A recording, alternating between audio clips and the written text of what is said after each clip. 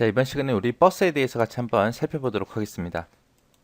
자, 우리 사람들이 어딘가로 이동을 할 때 버스를 타고 다니죠. 그거랑 똑같다고 생각하시면 돼요. 이 버스라는 아이는 컴퓨터에서 데이터를 주고받고 하는 그 통로를 보고 우리가 버스라 그래요.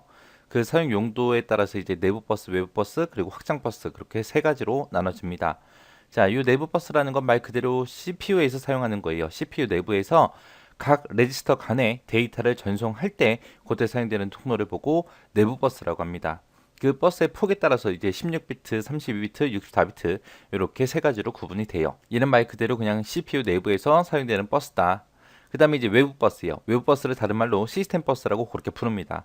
외부 버스라는 거는 이제 CPU랑 주변 장치들 그 사이에서 데이터를 전송하는 그 통로를 보고 외부 버스, 시스템 버스라고 해요. 그래서 이 외부 버스는 이제 어떤 신호를 주고받고 하냐에 따라서 크게 이렇게 세 가지로 나눠집니다. 이 세 가지는 어떻게 외우냐? 제주도에 보면은 제주도에서 가장 유명한 대학이 제주대입니다. 제주대학교. 그거 생각하세요. 제주대. 이렇게 세 가지 있다. 요거는 꼭 외우셔야 돼요. 종류요. 제어 버스는 말 그대로 제어 장치가 제어 신호를 보낼 때 그때 사용되는 통로를 보고 우리가 제어 버스라 그러고요. 주소 버스다 그러면 말 그대로 주소가 지나다니는 통로를 보고 우리가 주소 버스라 그래요. 데이터 버스다 그러면 말 그대로 데이터가 전달되는 그런 통로를 보고 데이터 버스라고 합니다. 그래서 외부 버스에는 제주대 하고 이렇게 세 가지 버스가 있다라고 꼭 기억하시기 바랍니다. 이렇게 해서 CPU 내부에서 사용하는 버스, 내부 버스, CPU랑 다른 장치들끼리 서로 주고받고 하는 버스가 외부 버스, 시스템 버스요. 거기에는 종류가 제주, 대 세 가지가 있더라. 자, 그 다음에 이제 나오는 버스가 이제 확장 버스, 확장 슬롯이라고 일반적으로 불러요. 근데 이게 이제 확장 버스를 보고 얘기합니다. 이 확장 버스라는 거는 메인보드에서 이제 지원되는 그런 기능 말고 다른 기능을 지원하기 위해서 사용되는 그런 장치들 있죠. 그런 장치들을 연결하는 부분을 보고 우리가 확장 버스, 확장 슬롯이라고 해요. 그래서 메인보드에다가 우리가 뭐 그래픽 카드를 꽂는다거나 아니면 랜카드, 인터넷 할 수 있게 랜카드를 꽂는다거나 통신할 수 있게 모뎀 같은 걸 끼우거나 아니면 사운드 카드를 끼우거나 그런 카드들을 여러 가지 꽂아서 우리가 메인보드에서 지원하지 않는 그런 다른 기능을 쓸 수 있게 그렇게 해주는 게 확장 버스, 확장 슬롯이다라고 그렇게 기억하시면 돼요. 그렇게 이제 확장 슬롯 같은 경우는 종류가 세 가지가 있습니다. PCI 방식이 있고요. AGP 방식이 있고 PCI 익스프레스라는 방식이 있고 이렇게 세 가지가 있어요. PCI 같은 경우는 이제 CPU랑 데이터를 주고받고 하기 위해서 이제 브릿지라는 거를 이용을 해요. 얘는 최대 10개까지 주변 장치를 장착할 수 있습니다. 자, 요 AGP라는 건 뭐냐면은 AGP라는 건 이제 3D 그래픽 카드의 속도를 향상하기 위해서 만들어 놓은 그런 확장 슬롯을 보고 AGP라고 합니다. 얘는 이제 그래픽 카드랑 CPU랑 직접 데이터를 전송해요. 그래서 속도가 빨라요. 요즘엔 3D 게임 같은 것도 되게 많이 나왔죠. 그래서 그 3D 그래픽 처리하는 그 데이터 양을 얘가 이제 AGP가 전부 다 감당을 못해요. 감당을 못해서 만들어 놓은 게 PCI 익스프레스라는 방식이요. AGP로 감당할 수 없어서 AGP 대체용으로 개발된 그런 그래픽 카드 전용 슬롯을 보고 우리가 PCI 익스프레스라고 그렇게 부릅니다. 그 다음에 여기 보면 이제 핫 플러그인을 지원한다라고 되어 있는데 핫 플러그인이 뭐냐면은 컴퓨터가 켜져 있는 상태에서 이 장치를 그래픽 카드를 뺐다 꼈다 할 수 있는 거를 보고 우리가 핫 플러그인이라 그래요. 이 핫 플러그인을 다른 말로 핫 스와핑이라고 그렇게 부르기도 합니다. 핫 스와핑. 그래서 핫스와핑이랑 핫플러그인이랑 같은 말이다라고 그렇게 기억하시면 돼요. 이렇게 해서 이제 버스에 대해서 알아봤는데 내부 버스의 특징이 있죠. 그거 잘 기억하시고요. 그리고 외부 버스 종류 세 가지 있다는 거 그거 잘 기억하시고 그리고 지금 방금 했던 요 핫플러그인, 핫스와핑 요 개념 잘 기억하시기 바랍니다. 그리고 PCI 익스프레스라는 것도 잘 기억하세요.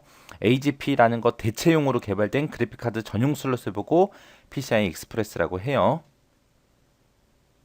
포트다 그러면 이제 포트는 메인보드 우리 컴퓨터 본체 보면 메인보드 있죠. 그 메인보드에다가 주변 장치를 연결하는 거예요. 연결할 때 이제 우리가 케이블이나 그런 걸로 이제 연결하는데 그때 이제 사용되는 그 접속 부분을 보고 우리는 포트라 그래요. 포트. 우리가 마우스가 됐든 키보드가 됐든 아니면 프린터가 됐든 모니터가 됐든 그런 것들을 이제 본체에 갖다 꽂잖아요. 그죠? 거기에 이제 접속 부분 그 부분이 포트입니다. 가장 최근에는 USB가 각광받고 있다 그랬는데 우리 최근에 각광받고 있는 이 USB가 시험 문제에 제일 많이 나와요. 제일 많이 나오니까 USB를 중심으로 해서 여러분들이 공부를 하시면 됩니다. 자, 일단 다른 포트들 먼저 보도록 하겠습니다. 처음에 나온 게 이제 직렬 포트요. 직렬 포트다 그러면 이거 예전에 쓰던 거고 병렬 포트도 이제 예전에 쓰던 거예요. 자, 일단 직렬부터요. 직렬이다 그러면 한 번에 데이터를 1비트씩 전송하는 방식을 보고 얘기해요. 그래서 한 번에 1비트씩 데이터를 주고받고 하는 그런 포트를 보고 직렬 포트라고 하고요. 얘는 이제 마우스나 모뎀 같은 것들 연결할 때 사용했었습니다. 여기서 이제 사용되는 전송 속도 단위를 보고 BPS라 그래요. 그래서 비트 퍼 세컨드에서 1초당 몇 비트씩 전송할 수 있냐 그거 얘기하는 게 우리 직렬 포트입니다. 그 다음에 이제 병렬 포트는 한 번에 8비트씩 전송을 해요. 전송할 수 있는 방식을 보고 병렬 포트라고 하고요. 얘는 예전에 이제 프린터가 됐던 집 드라이브라는 외장 디스크가 됐던 이런 거를 연결할 때 병렬 포트라는 걸 사용했습니다. 그 다음에 PS2 포트다 그러면 얘는 요즘에도 우리가 볼 수는 있어요. 자, 이렇게 그 키보드나 마우스 연결할 때 동그랗게 생긴 거 있죠. 여기 막 점점점점 찍혀 있는 거. 이거는 최근까지도 이제 사용하던 거. 그게 이제 PS2 포트입니다. PS2 포트는 이제 마우스가 됐든 키보드가 됐든 이런 걸 연결할 때 사용했고요. 얘는 그 안에 핀이 6핀으로 되어 있습니다. 자, 요 세 가지 중에 그래도 여러분들이 좀 기억하셔야 되는 게 요 직렬 포트 좀 기억하세요. 직렬 포트에서 기억해야 되는 게 한 번에 한 비트씩, 1비트씩 전송할 수 있다. 요거랑 그다음에 직렬 포트의 전송 속도 단위 BPS다. 요거 잘 기억하세요. 그다음에 이제 USB 포트요. USB 포트를 우리 말로는 범용 직렬 버스라고 그렇게 불러요. 여기 보면 또 직렬이라는 말 나왔죠. 아까 좀 전에 제가 직렬 포트 하면서 기억하라 그랬잖아요. 그죠? 얘도 마찬가지로 1비트 전송하고요. 기존에 있던 직렬이나 병렬이나 PS2 포트 이런 것들을 전부 다 통합해서 만들어 놓은 직렬 포트를 보고 우리는 USB라고 합니다. 이렇게 여러 가지 포트를 통합했기 때문에 범용이라고 부르는 거고요. 얘는 직렬이기 때문에 직렬이라고 부르는 거예요. 그래서 범용 직렬 버스를 보고 USB라고 그렇게 부릅니다. 원래 있던 직렬 포트보다는 데이터 전송 속도가 많이 빨라졌어요. 그리고 이 USB는 우리가 컴퓨터 본체에 보게 되면 앞면에 USB 포트 꽂는 게 본체마다 조금씩 다르지만 보통 2개 아니면 4개 꽂을 수 있게 되어 있고요. 그리고 본체 뒷면에 봤을 때 이제 USB 꽂을 수 있는 포트가 4개에서 8개 정도 있습니다. 그러면 우리가 USB를 거기 꽂을 수 있는 곳에다가 다 꽂았어요. 그럼 이제 더 이상 못 쓰냐? 쓸 수 있습니다. 이제 허브라는 걸 중간에 이용하게 되면 최대 USB는 127개까지 연결시켜서 우리가 사용할 수 있어요. 허브라는 게 뭐냐면은 방에 보게 되면 코드 꽂는 데 있죠. 전기 코드 꽂는 데. 거기가 보통 보면은 방 하나당 2개씩밖에 없어요. 그럼 우리가 가전제품을 방 안에서 2개만 써요? 아니잖아요. 그죠? 그때 이제 멀티탭이라는 거 사서 코드 여러 개 꽂아서 쓰는 거 사서 연결해서 쓰잖아요. 그죠? 그게 허브예요. 그게 허브. 근데 그런 허브가 USB를 이제 꽂을 수 있게 만들어진 게 있습니다. 그런 허브를 이용해서 최대 127개까지 연결할 수 있더라. 라는 거 요거 기억하시면 됩니다. 핫 플러그인 그리고 플러그 앤 플레이 요거를 이제 지원해 주기 때문에 우리가 쉽게 사용할 수 있는 거죠. 일반적으로 앞에서 했던 직렬이다 병렬이다 아니면 PS2 포트다라고 했을 때 그런 것들은 우리가 컴퓨터가 켜져 있는 상태에서 꽂거나 빼거나 하시면 안 돼요. 근데 이 USB는 되죠. 그게 이제 핫 플러그인이요. 핫 플러그인. 핫 플러그인이랑 이 플러그 앤 플레이는 서로 다른 겁니다. 핫 플러그인은 컴퓨터가 켜져 있는 상태에서 장비를 꽂았다가 뽑을 수 있는 그런 거를 보고 핫 플러그인이라고 하는 거고요. 플러그 앤 플레이는 우리가 핫 플러그인을 이용해서 만약에 USB를 갖다 꽂았어요. 꽂았을 때 해당 장치를 사용할 수 있게 자동으로 시스템 환경을 구성해 주는 걸 보고 플러그 앤 플레이라고 하는 거예요. 그래서 얘랑은 서로 개념이 달라요.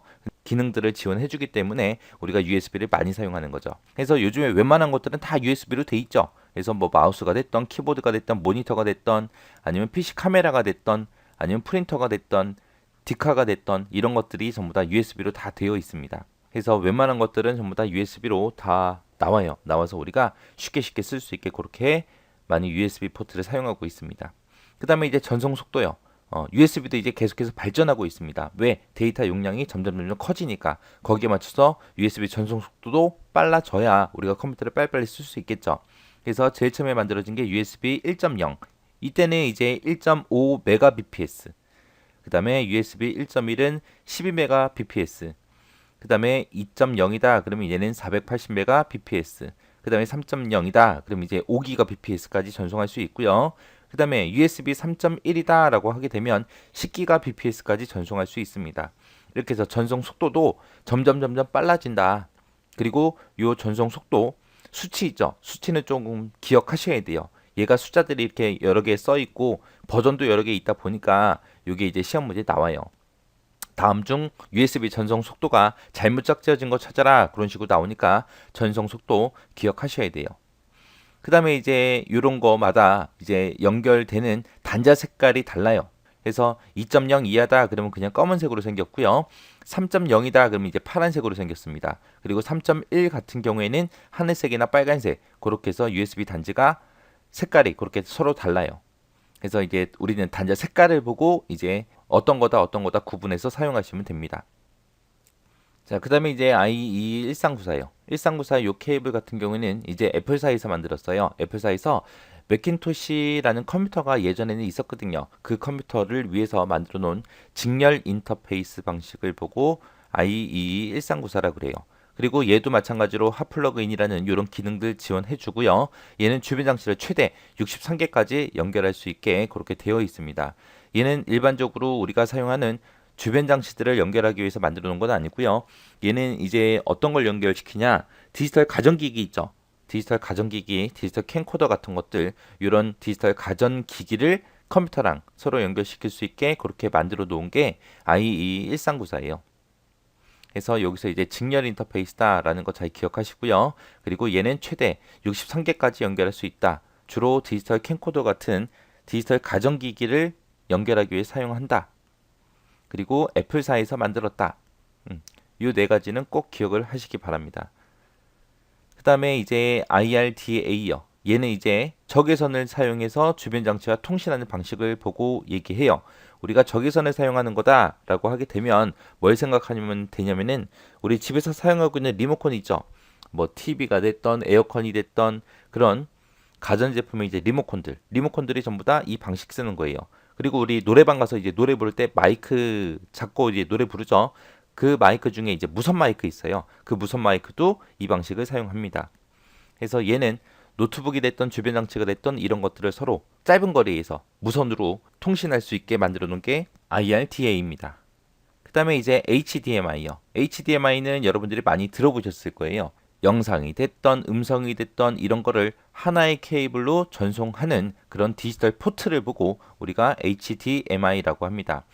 얘는 일반적으로 집에서 여러분들이 사용하시는 셋탑박스나 아니면 DVD 플레이어, 리시버, 그리고 모니터, HD TV 이런 것들을 서로 연결하는 데 사용하는 게 HDMI요.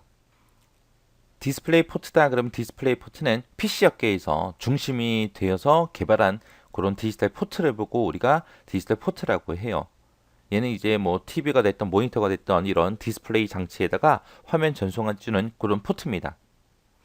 얘는 HDMI처럼 영상이 됐던 음성이 됐던 이런 거를 하나의 케이블로 이제 전송할 수 있게 그렇게 만들어졌고요. 얘의 장점이 또 좋은 점이 뭐가 있냐면은 여러 개의 기계를 한 케이블로 전부 다 연결할 수 있어요. 중간에 이제 허브라는 게 들어가겠죠.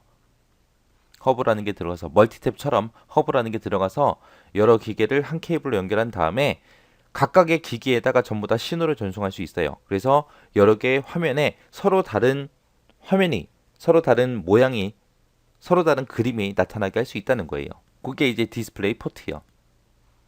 그 다음에 이제 블루투스요. 블루투스는 뭐 제가 설명을 따로 하지 않아도 여러분들 다 사용하고 계시죠. 블루투스다 그럼 블루투스는 이제 핸드폰이 됐던 PDA가 됐던 노트북이 됐던 휴대 가능한 그런 장치들 간에 서로 양방향, 쌍방향 정보 전송을 할 수 있도록 만들어 놓은 게 블루투스요.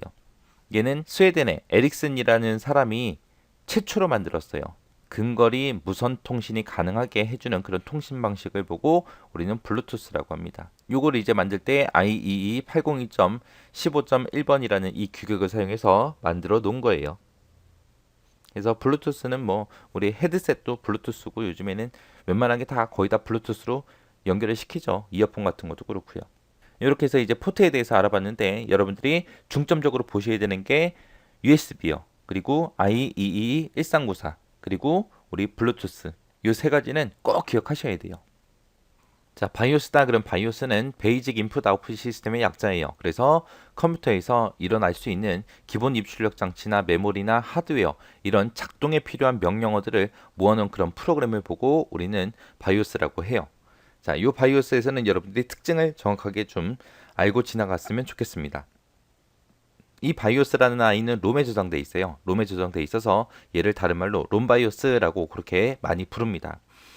이 롬이라는 장치는 하드웨어와 소프트웨어 중간이죠. 중간에 있기 때문에 우리가 펌웨어라고 그렇게 부릅니다. 우리 사람들 보면 남성이 있고 여성이 있고 또 중간에 중성이 있잖아요. 그것처럼 하드웨어, 소프트웨어 중간에 있다 그래서 펌웨어라고 그렇게 부릅니다. 자, 이 바이오스는 뭘 해주냐? 전원이 켜지면 포스트라는 걸 실행을 해요. 포스트가 파워 온 셀프 테스트죠. 그래서 전원이 들어오면 파워 온, 전원이 들어오면 셀프 테스트, 자가 진단한다 그런 뜻이에요. 그래서 컴퓨터를 일단 먼저 점검을 해요. 점검하고 나서 그 다음에 이제 사용 가능한 장치들을 초기화를 시킵니다. 초기화를 시키고 그리고 윈도우가 시작될 때까지 부팅 과정을 전부 다 이끌어주는 게 요 롬바이오스예요. 이 바이오스라는 아이는 스타트업 루틴이라는 것과 서비스 처리 루틴 그리고 하드웨어 인터럽트 처리 루틴 요 세 가지로 구성이 되어 있어요. 최근에는 요 바이오스가 플래시롬이라는 곳에 저장되어 있어요. 그래서 우리가 따로 칩을 교환하지 않고도 업그레이드를 할 수가 있습니다. 이 롬바이오스에 보게 되면 이제 시모스라는 게 있어요. 시모스에서 이제 설정 가능한 그런 항목들이 몇 가지 있습니다. 여기서는 컴퓨터의 시스템 날짜와 시간 그리고 하드디스크 어떤 타입을 사용하는지 그리고 부팅 순서 어떤 거 먼저 부팅되게 할지 그리고 칩셋 설정도 할 수 있고요. 전원 관리도 할 수 있고 PNP 지원을 할 거냐 말 거냐 그런 것도 설정할 수 있고 시스템 자체의 암호도 설정할 수 있어요. 그리고 안티바이러스라는 이런 기능들도 있습니다. 여기서 시모스에서 설정 가능한 항목 어떤 거 있는지 정확하게 잘 기억해 두세요.